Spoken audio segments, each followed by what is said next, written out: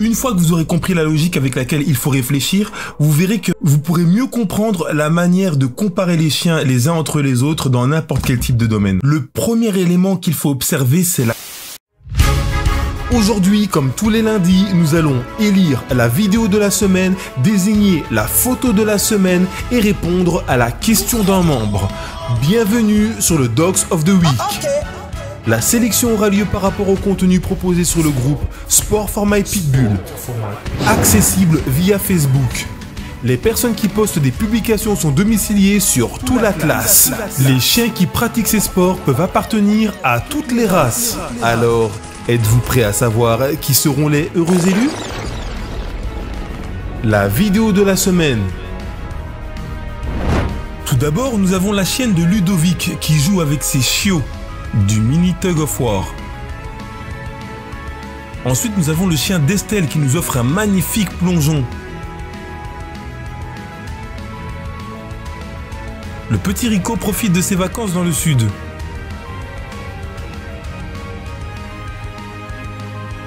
Boum, c'est avec exclusivité que Sabor, le Bully XL de Mimoun, entretient sa condition physique. Ah.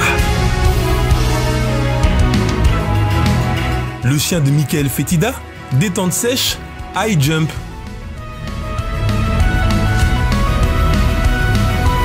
Un peu de cani-VTT avec le chien de Gaëtan pour varier les activités.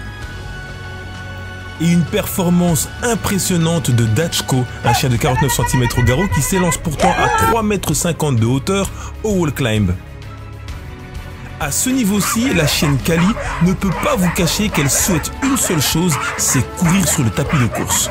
Une fois les freins retirés, vous pouvez observer comment elle court avec énormément de plaisir. Je vous rappelle que vous avez la possibilité d'obtenir une réduction grâce au code ODINSACHA si vous achetez votre treadmill sur le site de Firepaw.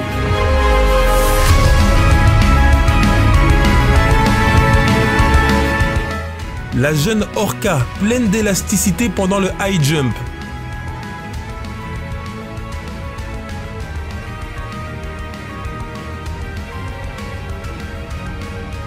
Le jeune Gotham qui évolue calmement mais sûrement sur le saut de haie, hedge jump. Syriac au high jump.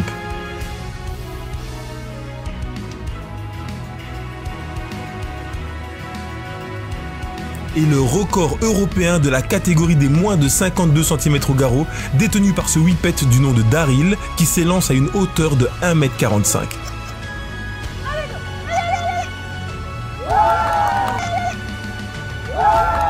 La photo de la semaine. On commence avec les chiens de Véronica, photographiés en pleine course. Puis la chienne de Mokrani Mehdi, une statue grecque. Une photo vaut mieux qu'un long discours. Nous avons Gotham, le neveu de Odin et Sacha, qui n'a pas encore 1 an mais qui se fait déjà remarquer par une condition physique impressionnante. Ceci grâce à la gestion des quantités de nourriture, de légers exercices hebdomadaires, mais surtout une génétique indéniablement favorable à l'observation de toutes ses fibres musculaires. Kessler et sa compagne, une sélection de photos vous présentant des athlètes dans une condition physique hyper athlétique. Le chien de Kimano, qui ne peut être jaloux de personne. Shark et Marie nous ont partagé un moment que tout le monde souhaiterait essayer avec son chien. Cette photo a fait couler de l'encre. Loma, le frère de Kessler, photographié au wall climb. Et le chien de Alberto au hedge jump. La question de la semaine. Yo, what's happening here, c'est Junior Big Black Boy. Quel est le meilleur chien du monde? Qui est le meilleur chien du monde? Je sais, cette question paraît complètement insensée, et pourtant c'est une question qu'on me pose très régulièrement. Je pense d'abord qu'on doit se mettre d'accord sur ce qu'on appelle le meilleur. Le meilleur chien de sauvetage n'est pas le meilleur chien de défense, de la même manière que le meilleur chien de dog dancing n'est pas le meilleur chien d'aide pour les aveugles. Alors, accordons-nous pour parler de sport vu que c'est le domaine qui nous rassemble. On va prendre essentiellement les sports de saut. Une fois que vous aurez compris la logique avec laquelle laquelle il faut réfléchir, vous verrez que vous pourrez mieux comprendre la manière de comparer les chiens les uns entre les autres dans n'importe quel type de domaine. Le premier élément qu'il faut observer, c'est la taille. C'est la taille qui est l'élément qui fait le plus la différence. Je dirais même le rapport poids-taille, mais bon, la différence c'est que le poids, on peut le faire changer chez un même chien, alors que la taille, elle reste quasiment toujours la même. Comparer les performances d'un chien qui fait 40 cm au garrot avec les performances d'un chien qui fait 55 cm au garrot, c'est carrément pas juste. Un chien qui est plus grand, il présente déjà l'avantage de pouvoir s'élever beaucoup plus haut alors qu'il n'a même pas encore quitté le sol. Si vous observez tous les records européens, vous verrez que dans toutes les disciplines comme le high jump, le hedge jump, le wall climb, le long jump, les scores seront de plus en plus impressionnants au fur et à mesure que vous montez de catégorie de taille. Bien évidemment, il existe toujours des chiens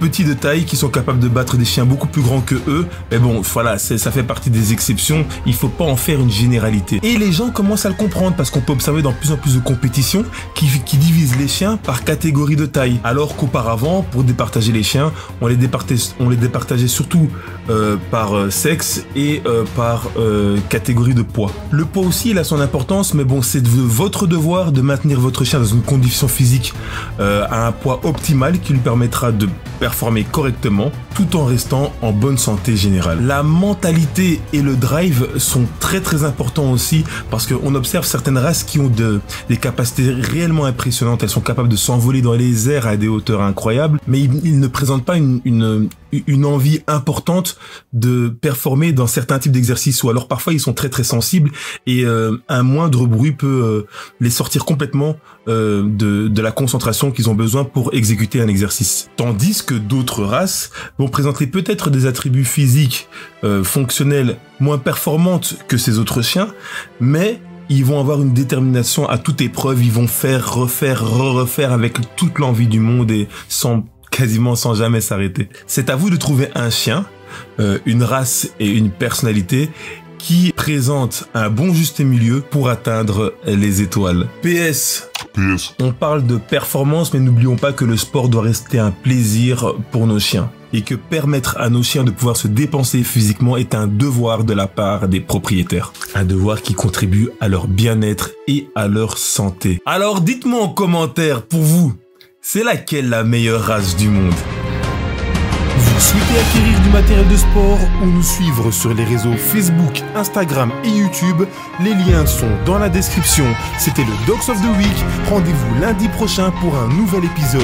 Et n'oubliez pas, ça va se passer entre vous, moi et tous ceux qui veulent savoir. À plus!